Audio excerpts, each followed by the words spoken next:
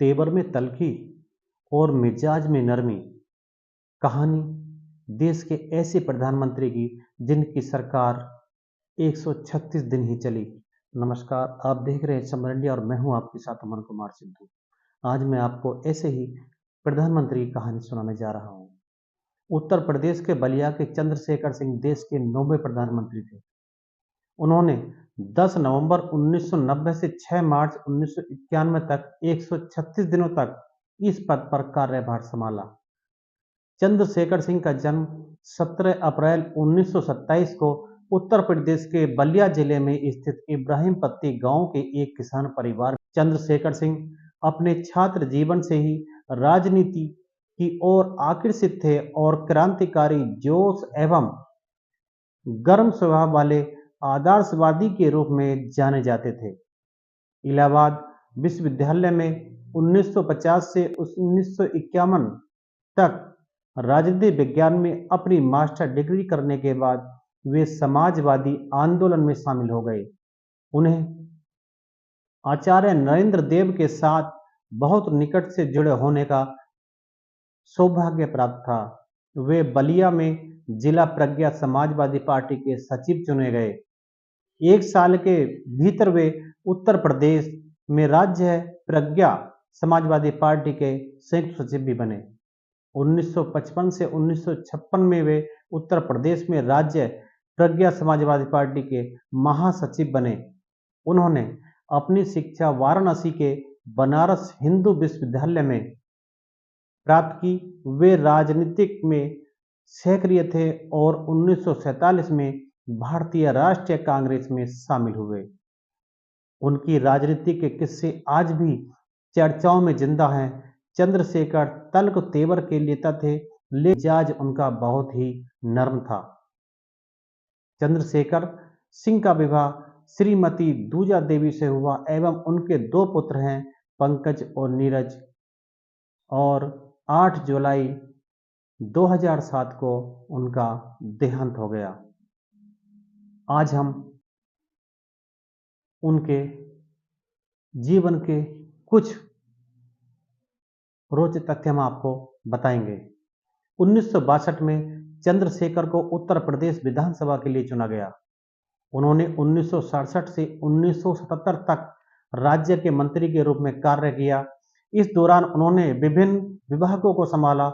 1977 में वे जनता पार्टी में शामिल हुए और मोरारजी देसाई सरकार में खाद्य और नागरिक आपूर्ति मंत्री बने। यह था उनका राजनीतिक इतिहास। चंद्रशेखर सिंह अपने बागी तेवर के लिए जाने जाते थे। तेवर तो उनके बागी थे, लेकिन उनका मिजाज बहुत ही नरम था। वह अंदर से बहुत ही नरम थे। चंद्रशेखर सिंह के बागी तेवर का जिक्र आज भी होता रहता है। उन्होंने कांग्रेस में रहते हुए इंदिरा गांधी का विरोध किया था। जब 1977 में देश में इंदिरा गांधी ने इमरजेंसी की घोषणा की थी, तो चंद्रशेखर सिंह ने कांग्रेस से मुंह मोड़ लिया था। इमरजेंसी लगने के बाद उन्होंने कांग्रेस से इस्तीफा दे दिया था। इमरजेंसी के दौरान चंद्रशेखर सिंह को भी जेल में डाल दिया गया था। उन्होंने तब इंदिरा गांधी का खुलकर विरोध करना शुरू कर दिया था और उन्हें इंदिरा के मुखर विरोधियों में से एक के रूप में पहचाना जाने लगा। जी हाँ, इंदिरा गांधी के विरोध करने पर वह कांग्रेस के पक्के विरोधियों में शामिल हो गए थे। उनकी समाजवादी विचारधारा आज भी याद की जाती है। उनको बोलने का अंदाज और बागी तेवर विरोधियों को चुप करा देता था। उनके सामने कोई बोलने की हिम्मत नहीं करता था। उनके इसी तेवर और बेबाकी से बोलने के अंदाज ने उन्हें युवा तुर्क के नाम से मशहूर कर दिया था। उनको युवा तुर्क की संज्ञा दी गई। उनको युवा तुर्क के नाम से जाना जाने लगा। उन्होंने सामाजिक बदलाव लाने के लिए खूब परिश्रम किया। राजनीतिक हो या जन आंदोलन, चंद्रशेखर सिंह की आवाज हर जगह एक जैसी बुलंदी से सुनाई पड़ती रही। देश के प्रधानमंत्री बने।